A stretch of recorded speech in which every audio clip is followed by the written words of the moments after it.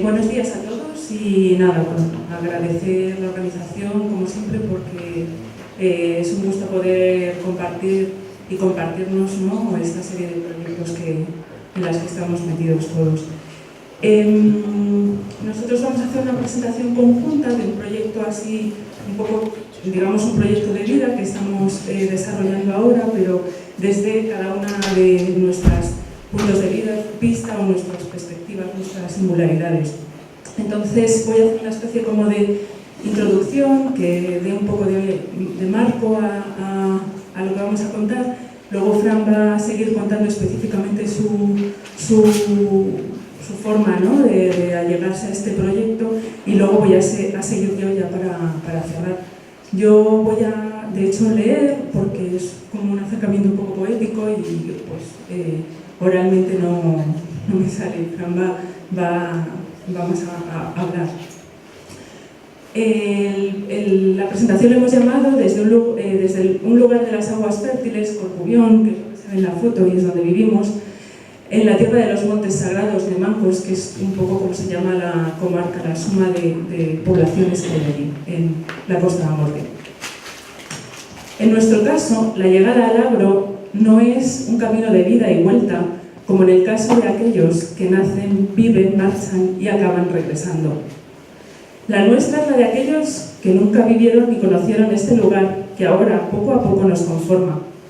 Salimos de Madrid hacia Corcubión en busca de una forma de vida con la que poder esquivar, al menos, algunas de las formas de desposesión capitalistas, sobre todo aquellas que afectan la tríada vida, trabajo y cuidado. Cuidado hacia nosotros, hacia los otros, hacia las cosas y hacia el entorno. El nuestro no es un gesto de retorno al campo romántico. No vinimos mirando melancólicamente hacia el pasado como el que anhela volver a otros tiempos y como refugio desde el que recrear la esperanza de que todavía queden lugares donde las cosas siguen siendo lo que eran. No pretendemos hacer una huida al pasado para consuelo de un futuro que se presenta ciego, sino más bien, dado que el futuro se presenta ciego, queremos situarnos en un contexto que nos sea más propicio para desafiar a esa realidad con la que no estamos de acuerdo. Llegamos al rural hace 3 años, desconocedores verdaderamente de su historia en general y de las historias particulares del contexto específico de Corcubión. En este tiempo nos hemos dado cuenta de que no vinimos a un lugar concreto preexistente, sino que buscábamos intuitivamente un lugar desde el que, por un lado, ser capaces de rechazar las condiciones que se aceptan como parte de nuestra realidad sociopolítico-económica y, por otro, favorecer la emergencia de otras que nos permitan pensar, imaginar y producir nuevas realidades para el futuro. En cierto modo, no hemos venido a este Corcubión, que está aquí en la foto, sino a aquel lugar de las tierras fértiles desde el que hacer emerger una nueva subjetividad política para practicar un tercer mundo en el que lo romántico, el tiempo, el paisaje, el horizonte, que de hecho de ello va a hablar Fran, en todo caso, cobre una dimensión política con la que agujerear la realidad presente. Y con este contexto... Bueno, buenos días o buenas tardes ya casi. Yo voy a hablar un poco de mi proyecto, pero también voy a hablar más, creo, de la experiencia, y lo voy a sintetizar en 4 conceptos que creo que son las que me influyen más o que creo que son las más importantes para resaltar. Hay muchas más experiencias, pero esos 4 conceptos creo que son los más interesantes. Yo soy ebanista tradicional artesanal, tengo ahora el sello del oficial gallego de Obradoiro artesanal gallego. Soy artesanal tradicional, pero también multicultural en forma y técnicas y herramientas que uso. Vivo con la conciencia de una responsabilidad compartida. Creo firmemente en el hecho de que la integridad del individuo garantiza la integridad del todo, y que el micro y el macro tienen una estrecha relación en cual el humano somos el vínculo que conecta estos dos, el micro y el macro. Para mí la ebanistería es siempre un traspaso de planos encadenados, que empieza con la piedra, que pasa al cuchillo, que pasa a la madera y etc. las planos en las que la forma final del objeto preexiste en los planos anteriores. Y la perfección del objeto es cada uno y la suma de todos estos planos. Cada paso exige entonces la perfección de sí mismo y cada paso es el objeto. Para mí el objeto es el sinónimo también de mi vida misma, no solo es el mueble que produzco. Voy a enseñar ahora una serie de muebles que estoy produciendo para saber un poco de qué tipo de mueble estoy haciendo. Todos los muebles están elaborados 90% con herramientas manuales. Hay un documental sobre mi trabajo donde produzco una mesa desde el aseradero hasta el mueble final con este tipo de detalles, por ejemplo, sin electricidad. La mayoría de los muebles que hago son reproducciones de las Shakers, una comunidad estadounidense de 1820 más o menos son estos muebles, pero también reproduzco muebles de otros maestros. Me he dedicado durante muchos años también al diseño, que dejo un poco atrás porque me quiero concentrar más en el hacer y menos en desarrollar la forma. Uso exclusivamente madera maciza, maderas nobles. No voy a hablar mucho de los muebles, eso sería otra charla, pero solo os enseño estas imágenes para que entendáis un poco qué tipo de objetos estoy produciendo.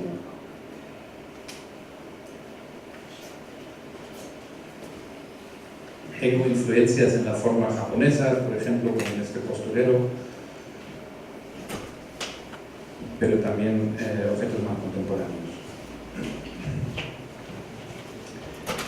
El tema de la vuelta del campo, ahora voy a hablar un poco de la experiencia, cómo siento yo ejerciendo este trabajo en el lugar donde estoy ahora, en el rural.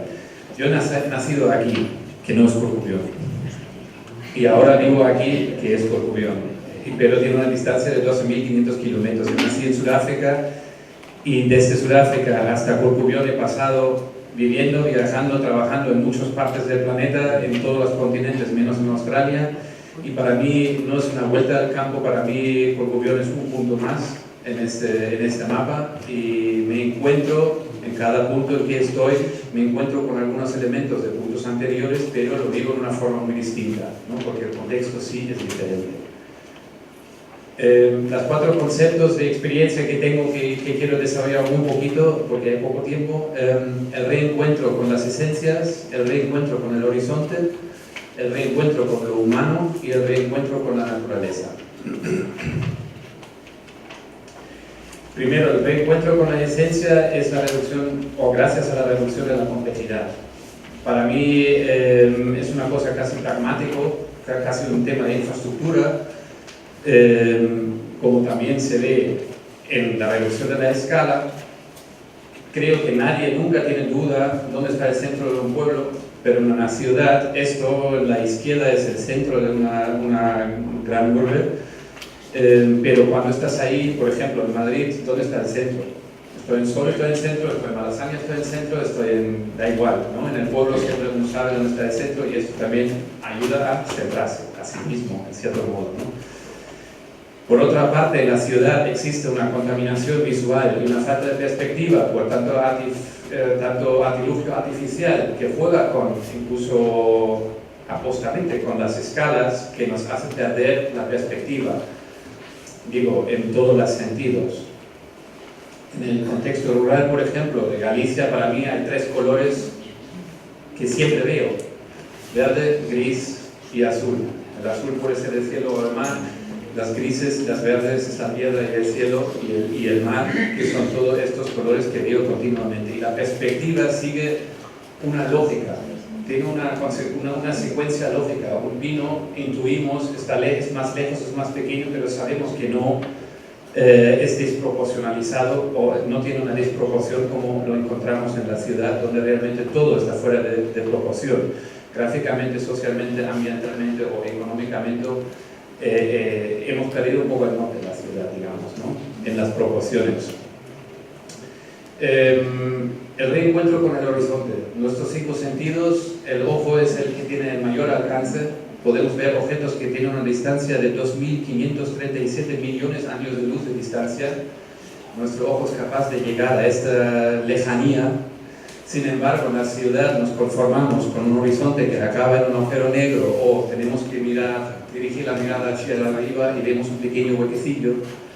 Y como si esto no fue suficiente, cuando hay el obstáculo al horizonte nos acercamos más. Con la pantalla del móvil incluso nos encerramos más y consumimos únicamente las ideas de otros en vez de desarrollar y pensar nosotros las ideas del futuro. Por ejemplo, aquí se mira las ideas de Steve Jobs y de otros, y el horizonte, creo, ahora aquí en Corcubión obviamente está el mar, pero el horizonte en general en el campo, en las zonas rurales, siempre es abierto, o sea, siempre encuentra una apertura, y esta apertura nos deja reflexionar, nos deja contemplar y imaginar, porque para que algo pueda ocurrir hay que imaginárselo primero. Y con la contaminación y la falta de horizonte en la ciudad física, pero también filosófica o como quieres llamarlo, nos impide imaginar el futuro. Y creo que esto es un elemento que yo personalmente noto como algo muy beneficioso tener un horizonte. Por otra parte está el tema de la anonimidad versus el conocido, que en la ciudad uno es más que nada un número y en el pueblo uno tiene una identidad arquitectónicamente o como individuo, ¿no? Vete a la casa de Chao, vete a la casa de Pilar, vete, y uno sabe dónde está esto y qué es este edificio. El lugar de la producción en la ciudad nunca es en tu localidad misma. Entonces, tu producto o que desarrollas, yo no tengo ningún significado en la ciudad con mi trabajo para la comunidad local donde vivo, digamos, para mi barrio. Yo tengo que ir a un polígono industrial, hacer artesanía, que es una idiotez total, que no tiene ningún significado. El lugar de producción en el campo rural está muy cerca y muy integrado. También está el diálogo en la ciudad, es la mayoría de las veces simbólico, como una resistencia, y el diálogo en el pueblo es muy directo. Yo puedo decir en el pueblo, oye, por la tarde me voy a ver un momento al alcalde. Intenta esto en una ciudad como Londres o como Madrid, o yo que sé. El acceso al poder que toma las decisiones es muy cerca y es muy directo. Por otra parte está el individualismo versus la comunidad, que estaba antes alguien hablando de esto, la importancia de la ciudad. ¿Lo notas? Yo lo noto mucho, la diferencia. Y las excedentes de la producción están compartidos. Son todos objetos que yo he recibido y muchos más en el contexto rural. Lo último, el concepto del reencuentro con la naturaleza. En la ciudad nos encontramos con la naturaleza en forma digital, hecho con un iPhone 6, y en el campo ando por ahí, me cojo una manzana y me lo como. Es un concepto, pero en mi opinión es muy importante porque la conexión con la naturaleza es algo fundamental y necesitamos, creo, como los humanos. Cuando ves películas de ciencia ficción, siempre está la nave espacial, este pequeño arbolito que cuida, porque psicológicamente y mentalmente y físicamente lo necesitamos. Entonces, para mí, esto es una experiencia profunda que tengo con la naturaleza, que es metafísica y cósmico, que no puedo explicar. Bueno, paso la palabra a María, que explica su parte del proyecto. En mi caso personal, a diferencia que en el caso de Frank, yo siempre he vivido en ciudades, así que habitar los lugares mínimos del rural, desde la idea de búsqueda de nuevas subjetividades políticas, es para mí algo más que un aprendizaje a secas. Vivo esta experiencia de llegada al rural como un proceso de transformación provocado por la incorporación a lo que yo llamo un nuevo medio. Como si de una transformación anfíbica se tratase. Es en la que, por anfibio, es necesario cambiar el cuerpo agua para adaptarse al medio tierra. Más aún incluso, no se trata solo de mudar unas facultades por otras, es decir, de cambiar las branquias por los pulmones, sino de hacer crecerse unos branquiopulmones, con los que respirar realidades disidentes. Así que para ajustarme todavía más a esta experiencia, diría que más que hacerse anfibio, la cosa consiste en transformarse en persona pez, siempre mitad tierra, siempre mitad agua. Persona como estas, las de las leyendas del pez Nicolás de Nápoles o Francisco, el hombre pez de Liérganes. Seres humanos que transmutan sus formas cuerpo como testigos materiales de sus deseos de explorar también otras formas mundo todavía inexistentes. Para ello, estos seres adquieren las habilidades y destrezas necesarias para emprender otros modos de vida, llegando a transformar con el paso del tiempo esos cuerpos y sus vidas. Cuerpos a medio camino entre dos mundos, ni en el uno ni en el otro, siempre en busca de un tercero. Así que tomo la experiencia del rural como si este me ofreciera un conjunto de tecnologías con las que pensarme y hacerme otras formas cuerpo para otros modos vida. Quiero hablaros brevemente de cómo pongo a funcionar estas tecnologías rurales a través de un proyecto concreto, todavía muy primigenio, al que llamo de manera formalmente muy rígida como Museo de las Historias de Corcubión. Profesionalmente me dedico a la producción e investigación cultural que practico desde el ámbito del comisariado y los estudios culturales. De hecho, una de las experiencias que más han marcado mi carrera fue pensar y hacer desde cero una institución pública dedicada a la creación artística y cultural en la ciudad de Madrid.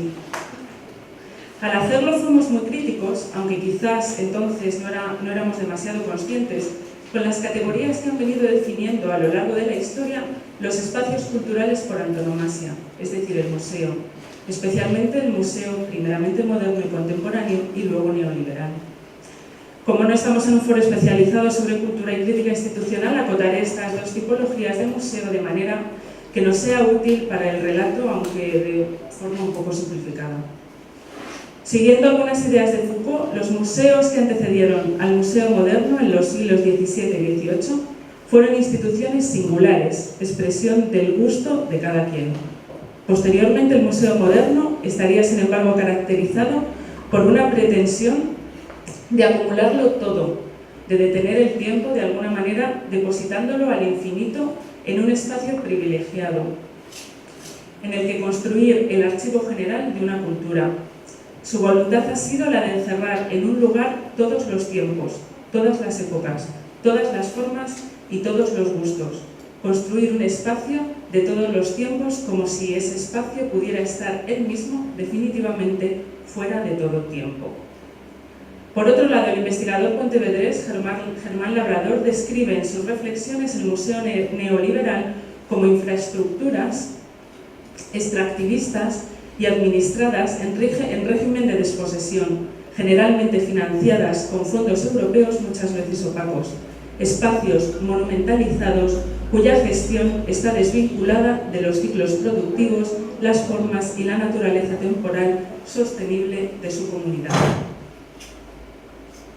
Bien, pues vine al rural buscando tecnologías cuya mediación o experiencia me ayudasen a imaginar un tercer mundo en el que los museos y por extensión la cultura no estuvieran capturada a priori por estas condiciones modernas o neoliberales, donde la cultura pueda suceder sin tener que centralizarse a través de espacios privilegiados que encierran en un solo lugar todos los tiempos en un gran depósito al infinito, donde la cultura pueda suceder ajena a unas infraestructuras monstruo, incapaces de comprometerse con aquellas producciones de los espacios vida en proceso. Vine a este rural donde parece que no quedan restos de interés para las políticas culturales extractivistas. En este Corcubión no existen infraestructuras culturales modernas ni neoliberales, ni existen ahora, ni probablemente se piensen o imaginen para el futuro. Siendo esto así y al amparo de este vacío, por el momento nombro museo a un lugar sin infraestructura y sin espacio privilegiado que sin embargo se extiende por todo un pueblo, el de Corcubión, a razón de las historias que se vayan componiendo sobre él. Así, me dedico a investigar poco a poco la historia y las historias de esta periferia gallega, de esta tierra de los montes sagrados, a través de documentos que encuentro por el boca a boca y por medio de bibliografía y fuentes variopintas, muchas veces difíciles de rastrear. También desde el relato y el testimonio de sus habitantes, preguntando y escuchando, suscito a que la gente convoque de nuevo su memoria de comunidad, que vuelva a compartirla, que se haga cargo y que la honre.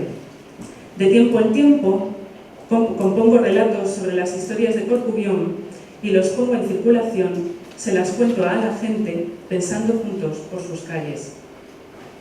Todo esto probablemente es solo posible en el espacio-tiempo de lo menor, de este hermoso rural que me pongo en el cuerpo para llegar un día a ese otro Corcubión, al lugar de las tierras fértiles, ese tercer mundo donde ser sirena o persona pez tenga sentido.